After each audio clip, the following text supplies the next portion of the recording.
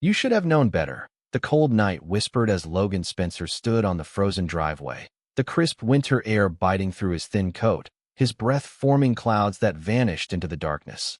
The house behind him was lit warmly, a false comfort for Victoria Spencer and her family who had just shut the door, leaving him alone with only the muffled sounds of laughter and clinking glasses spilling out from the living room. Logan's hands were in his pockets, shoulders squared, eyes scanning the familiar street with the calm precision of someone who had learned the power of patience, and yet every nerve was alive, noting the subtle reactions of neighbors who peeked through curtained windows, unaware of the truth hidden behind the composure of the man they saw standing in the snow.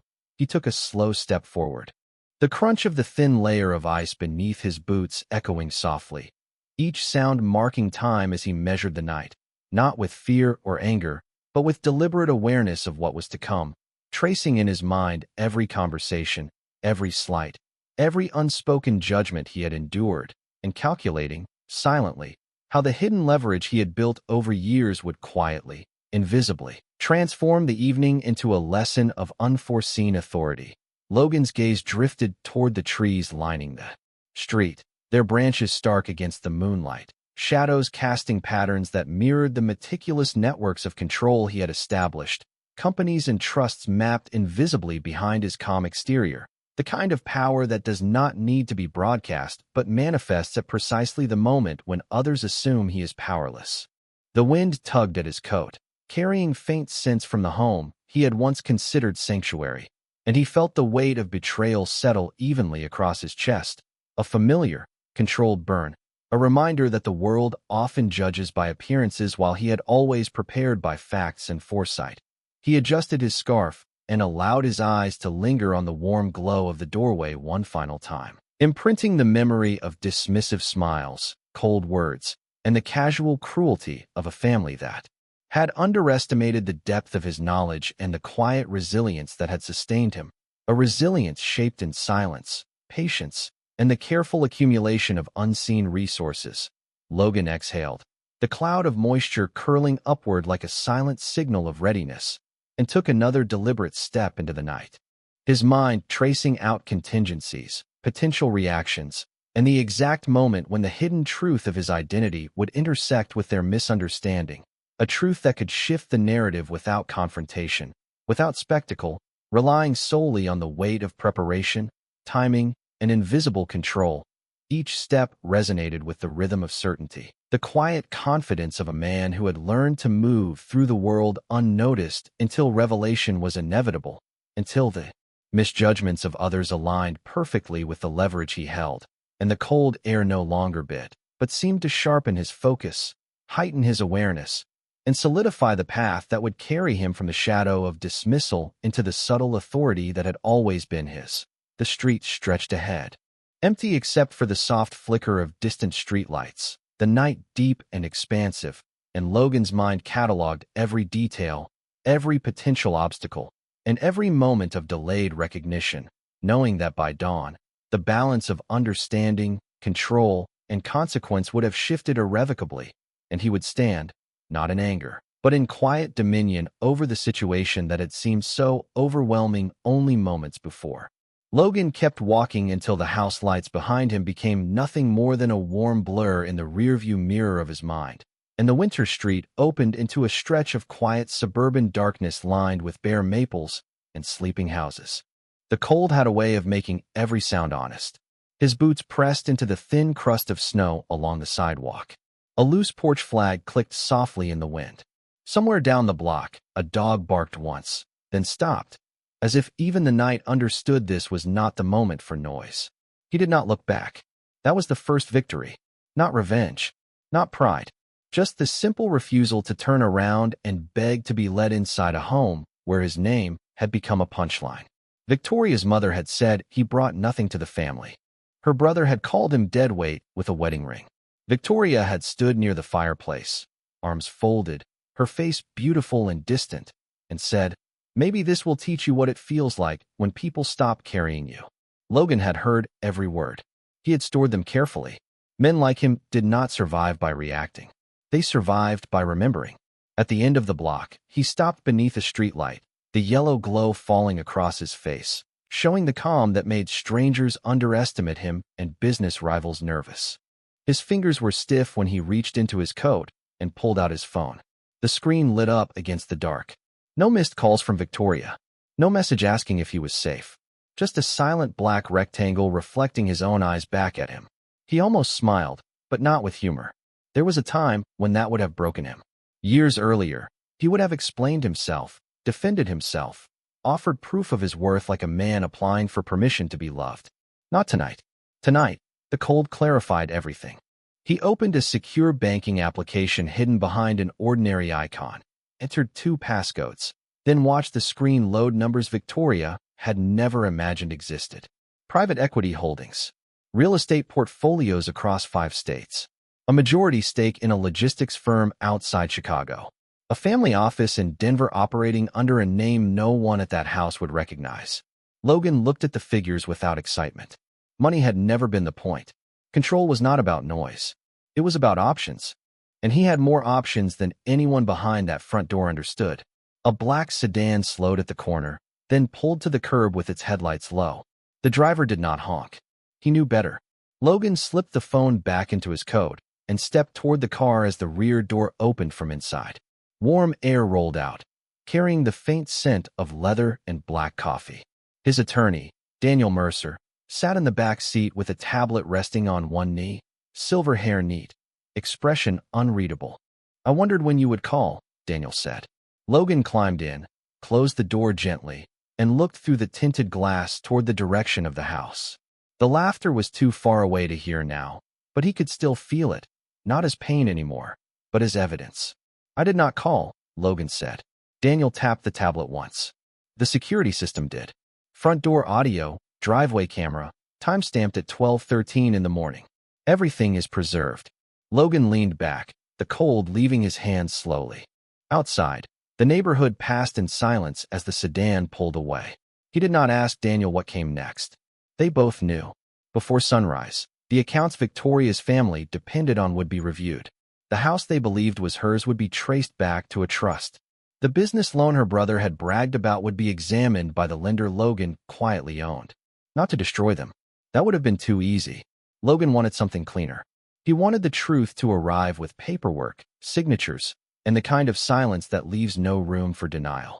The sedan moved through the sleeping suburb with the smooth silence of something expensive trying not to announce itself, and Logan watched the streetlights slide across the tinted window like pale bars of time.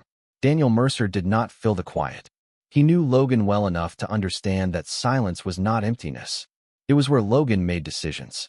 20 years earlier, there had been no sedan, no attorney, no family office, no 7-story headquarters with his initials hidden inside a holding company nobody outside private finance could trace. Back then, Logan was just a young man sleeping 4 hours a night in a studio apartment above a closed hardware store in Kansas City, Missouri, eating gas station sandwiches, building risk models on a second-hand laptop that overheated if he asked too much from it. His father had been a warehouse supervisor. His mother had balanced grocery receipts at the kitchen table like every dollar had a heartbeat. They taught him that money was not something you worshipped. It was something you respected because it could leave faster than it arrived. Logan carried that lesson into every meeting, every deal, every mistake. He started with distressed properties nobody wanted, then moved into freight contracts, then cold storage warehouses, then regional logistics. While flashier men bought watches and posed beside rented cars, Logan bought land near highways before the highways became valuable. He read county zoning minutes the way other men read sports scores. He learned that wealth rarely looked loud while it was being built. By 35, he controlled more square footage of distribution space than companies with brighter logos and louder executives. By 40, his net worth had crossed a line that journalists liked to name, but he kept his face out of profiles, kept his homes in trusts, kept his companies layered behind managers, attorneys, and signatures that pointed away from him. Then came Victoria. She met him at a charity dinner in Denver where he wore an Old Navy suit and introduced himself simply as an investor. She liked that he listened. She liked that he did not perform success. At first, that felt like love. Later, Logan understood she had mistaken quiet for potential she could shape. The early years were gentle enough to make him believe the disguise had worked. They bought groceries like ordinary people. He fixed a loose cabinet hinge in the kitchen himself. He drove a silver pickup instead of the cars parked under climate control at a private facility outside Boulder. He wanted a marriage untouched by balance sheets. He wanted to know that someone would choose him before they knew what his name could buy. But patience can become a test nobody agreed to take. Victoria's family began asking questions after the second year. Why did Logan never seem busy enough? Why did he avoid talking about work? Why did the house sit in a trust? Why did Daniel Mercer handle so many documents? Logan answered carefully, but careful answers sounded like weakness to people who worshipped certainty. Her mother, Margaret, once joked over Thanksgiving dinner that Logan had married above his income bracket. Everyone laughed. Logan passed the mashed potatoes and memorized the sound. In the sedan, Daniel's tablet glowed softly as an old file opened on the screen. Spencer Family Holdings, Consolidated Asset Summary. Logan glanced at it once, then looked away.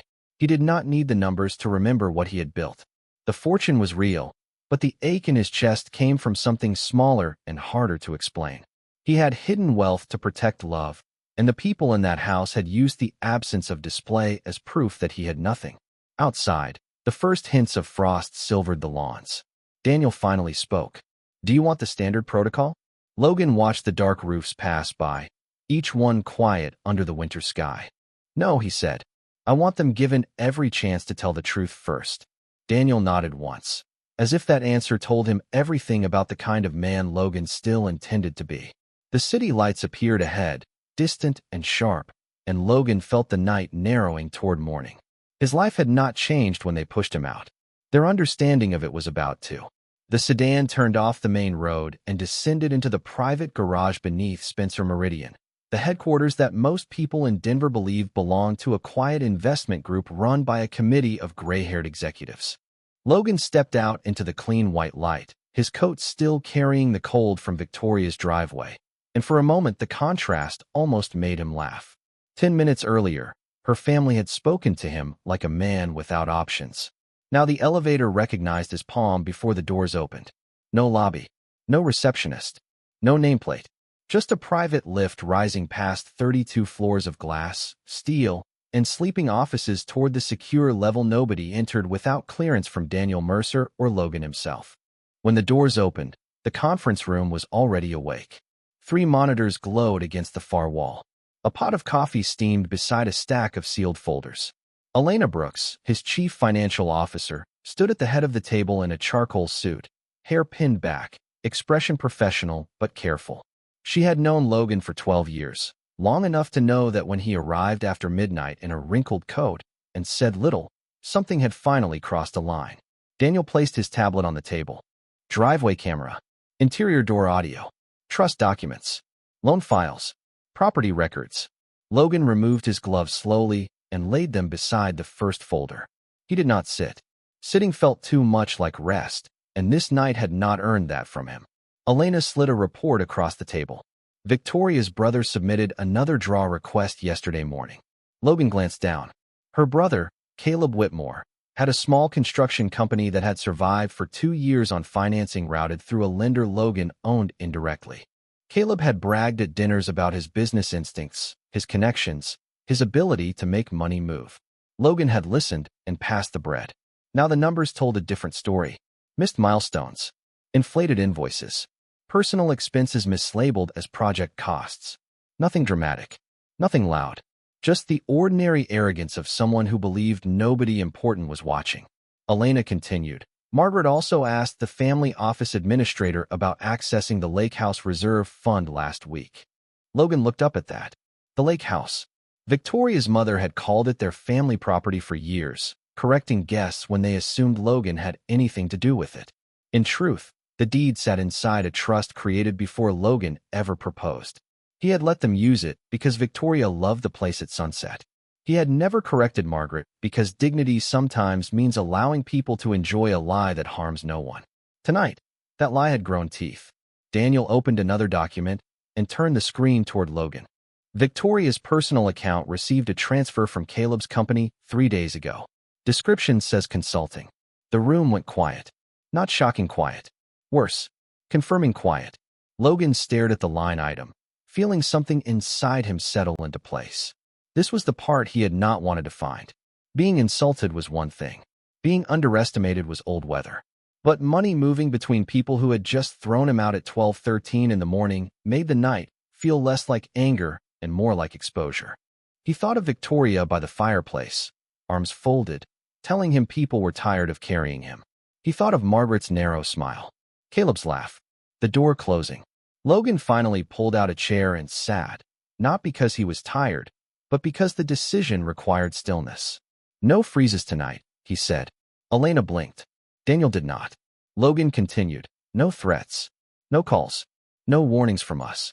At 8 in the morning, send a standard compliance review notice to Caleb's company. At 9, request documentation on the Lake House Reserve inquiry. At 10, Victoria gets a meeting invitation with Daniel, me, and independent counsel. Subject line only, asset clarification." Elena studied him, then nodded. "You are giving them room to explain." Logan looked at the dark window beyond the monitors, where the city lights spread beneath him like evidence. "I am giving them room to choose." Outside, Denver slept under a hard winter sky. Inside, the first papers were printed, stamped, and placed into folders with clean edges. The truth did not need to hurry. It already had their names on it. At 8 o'clock in the morning, while most of Denver was still clearing frost from windshields and waiting for coffee to work, the first notice arrived in Caleb Whitmore's inbox. It did not sound dramatic. Compliance reviews never do. The subject line was plain, the language professional, the deadline firm. Caleb read it at his kitchen island with a mug in one hand and a confidence he had not earned.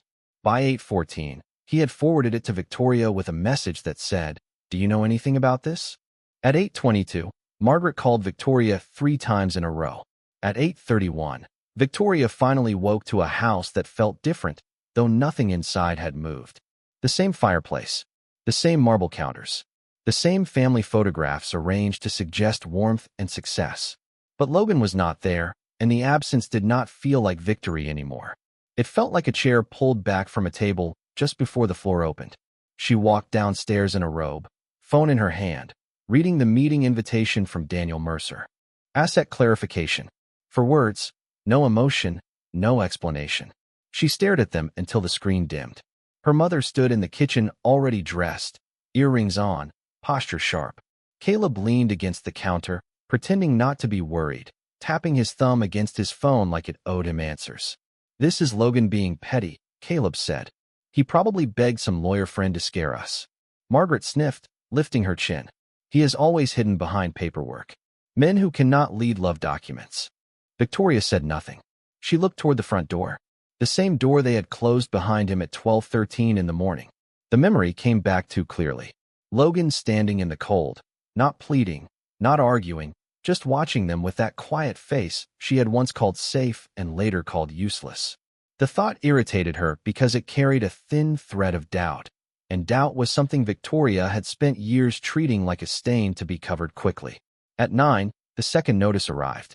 This one concerned the Lake House Reserve Fund. Margaret's expression changed before she could hide it.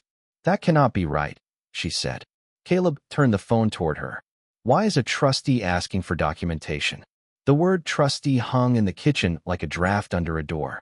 Victoria took the phone and read the message twice. It referenced a property trust, a reserve account, and unauthorized access inquiries. Her stomach tightened. The lake house had always been spoken of as family property, a place Margaret decorated, Caleb used for weekends, and Victoria escaped to when her life felt too crowded. Logan had never corrected them. She had mistaken that silence for indifference.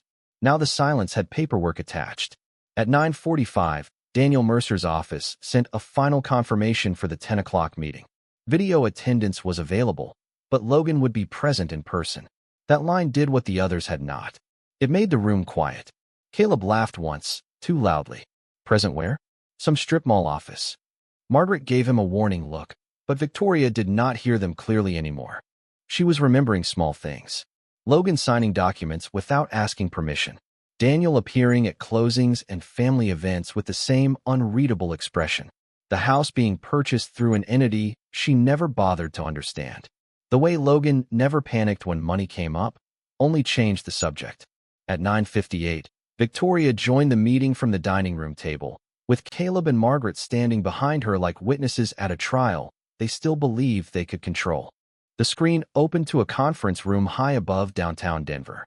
Daniel Mercer sat on one side. Elena Brooks sat on the other. Logan sat in the center, wearing a fresh dark suit, his face calm, his eyes clear, the skyline behind him pale with winter light. For 1 second, nobody in Victoria's house spoke.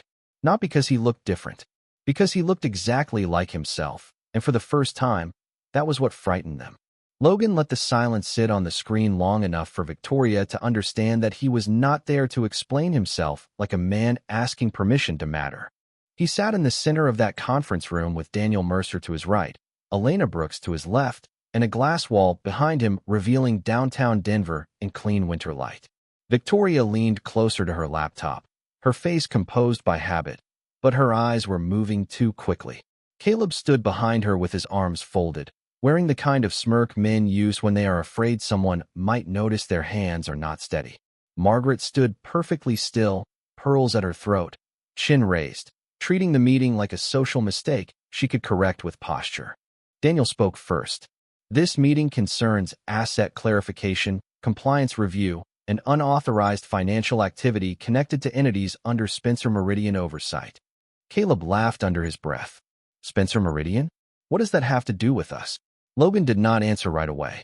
He looked at Caleb through the screen with the same calm expression he had worn on the driveway hours earlier.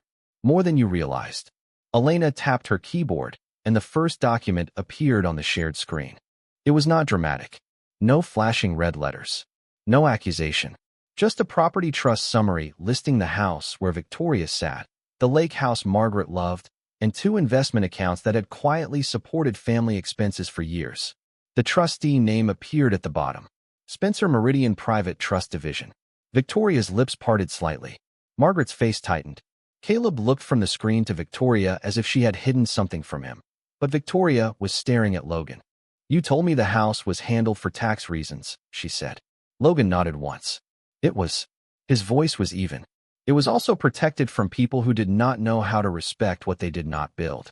The sentence landed softly, but it reached every corner of that dining room. Daniel moved to the second file.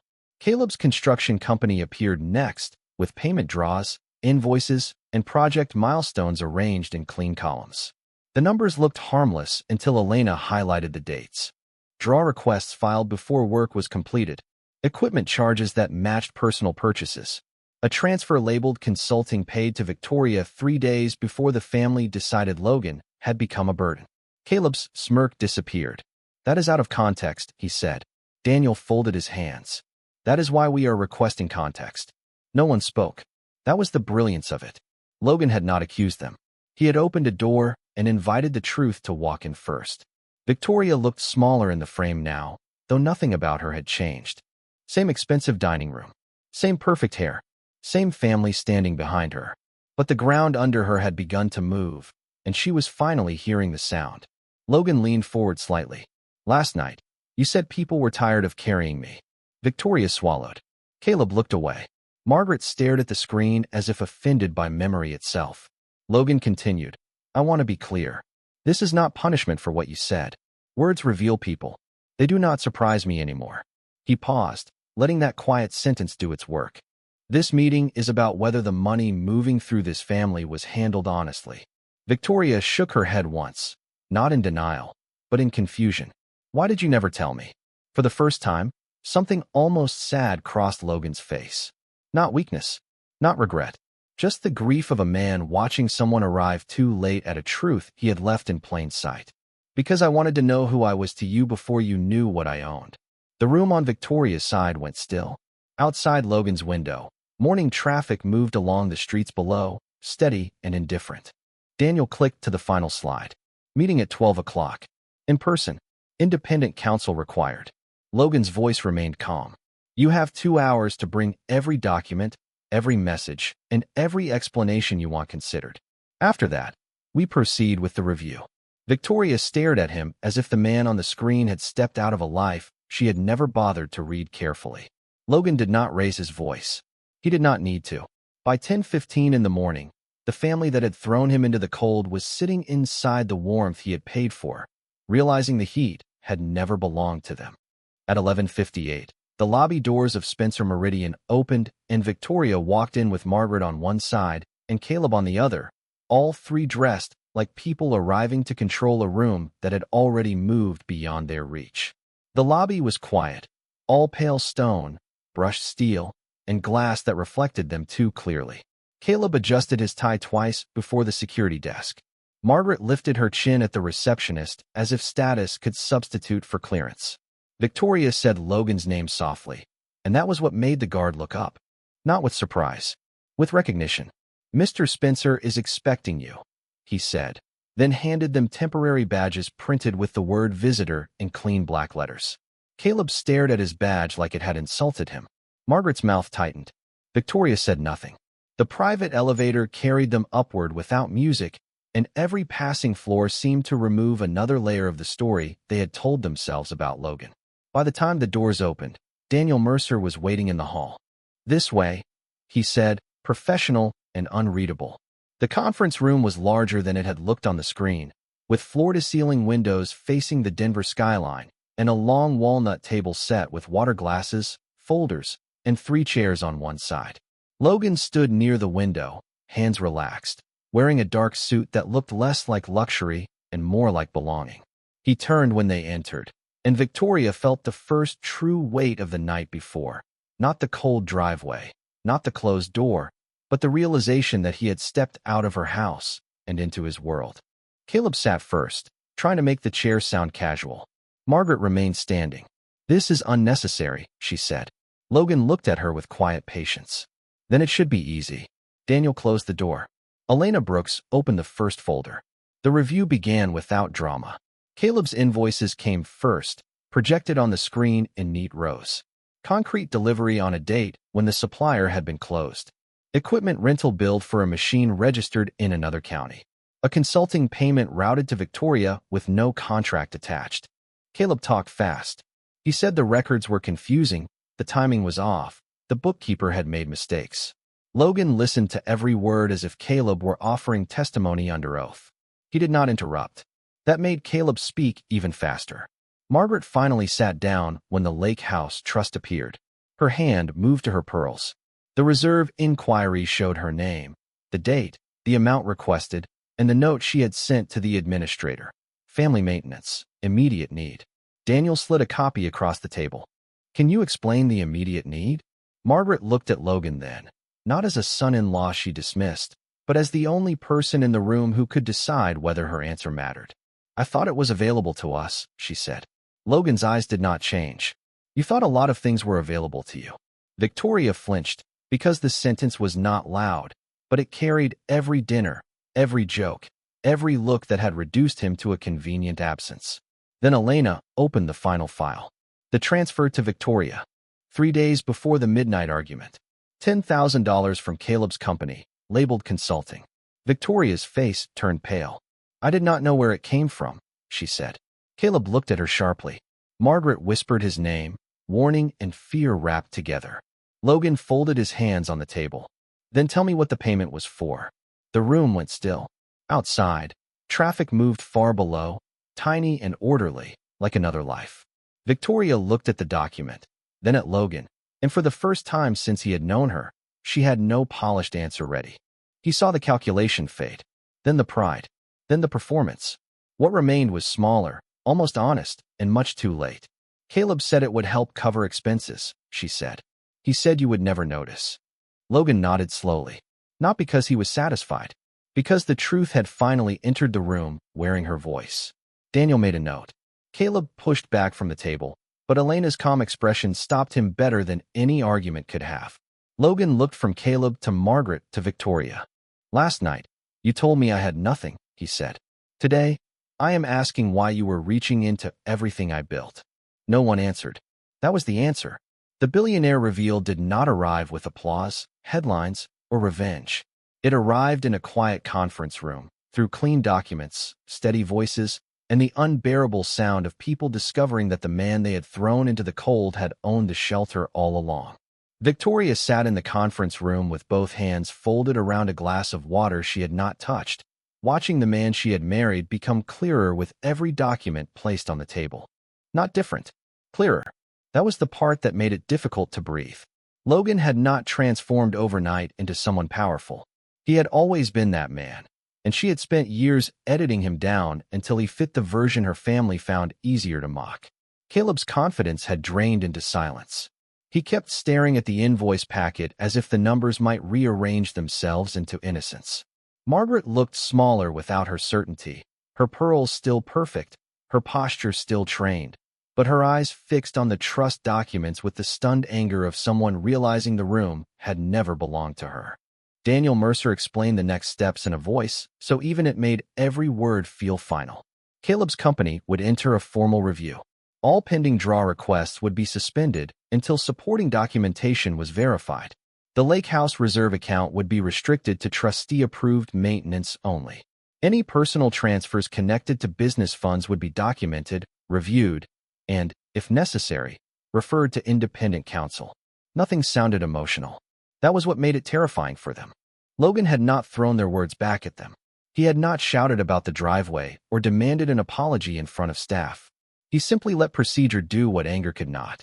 Victoria looked at him across the table, searching for the husband who used to soften when she said his name. He was there, but farther away now, behind something clean and quiet that she could not cross with charm or panic. "Logan," she said, and the room seemed to tighten around the sound. He looked at her. She swallowed. "I did not know all of this." He nodded once. "I believe that." For a second, relief flickered in her face. Then he continued, "But you knew enough to decide I was nothing." The relief disappeared. No one moved. Even Caleb stopped pretending to read. Victoria's eyes lowered to the table, where the polished wood reflected the ceiling lights in long pale lines. She remembered the night before in pieces now, each one sharper than it had felt at the time. Her mother saying Logan was an embarrassment. Caleb laughing near the fireplace. Her own voice, calm and cruel, telling him the family was tired of carrying him. The door closing. The cold on the other side. At the time, it had felt like control. Now it felt like a receipt she had signed without reading. Margaret finally spoke, her voice thinner than before. "We are family." Logan turned to her slowly. "Family does not mean access without respect." Margaret opened her mouth, but no polished phrase arrived. Daniel closed one folder and opened another. "There is also the matter of residence." Victoria's head lifted. Logan did not look away. The house they had returned to after the wedding. The house where she hosted dinners and let her family speak down to him. Sat under a trust with clear occupancy terms. Spousal residence by mutual agreement. Guest access at trustee discretion. Misuse, unauthorized financial activity, or documented hostile conduct triggered review. The words were plain. The meaning was not. Victoria's fingers tightened around the glass. "Are you removing us?" Logan's face stayed calm, but something tired moved behind his eyes. "No, not tonight." Caleb exhaled too loudly, but Logan continued before the sound could become confidence. "You will have 30 days to cooperate with the review and establish separate financial arrangements. During that time, no family guests stay without written permission, no trust funds are accessed, and no business account connected to Spencer Meridian moves $1 without documentation." Margaret looked offended, but fear held her still.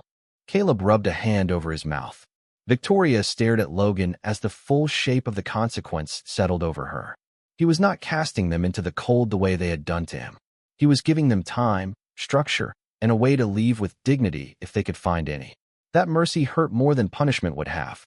Logan stood, gathering none of the papers because he did not need to.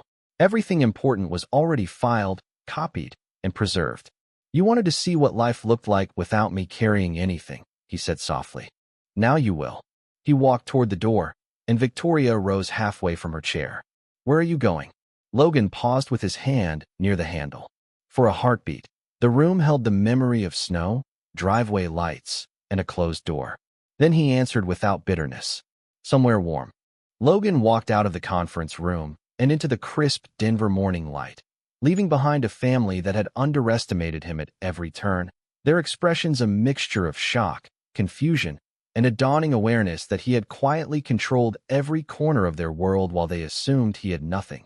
The snow on the streets sparkled faintly, reflecting the early sun as Logan reached his car and paused, taking a deep breath of air that smelled of pine and frost, a silent acknowledgement that the moment of revelation was complete and the lesson delivered without a single harsh word or raised voice. The documents, trusts, and evidence he had placed before them, now telling the story he never needed to argue, only reveal. In the quiet after the storm, Victoria's eyes followed him, a mixture of respect and regret. Caleb shifted uncomfortably, understanding for the first time that the bravado he had relied on could not shield him from consequences, and Margaret lowered her head, realizing that family ties had not exempted them from accountability, that discretion, foresight, and preparation were the quiet powers that had guided every outcome they had ever overlooked. Logan's steps were steady as he moved through the morning streets, the sun climbing higher, warming his shoulders, and he allowed himself the briefest smile, not for triumph, but for clarity, knowing he had acted with patience, precision, and integrity, leaving no need for vengeance, only understanding. As he reached his car, he looked back toward the building, its glass reflecting the city, and for a moment imagined the room behind the windows where decisions, emotions, and truths had collided in a dance of silent authority, and he felt the calm satisfaction of someone who had allowed consequences to speak for themselves rather than raising his own voice to be heard. Logan settled into the driver's seat and started the engine, the hum blending with the city waking around him, and he considered how often people mistake absence for weakness, misunderstanding patience for indifference, underestimating the quiet men who shape outcomes without drawing attention to themselves, a lesson that would resonate for weeks in Victoria's household and in Caleb and Margaret's minds, altering how they viewed power, respect, and responsibility.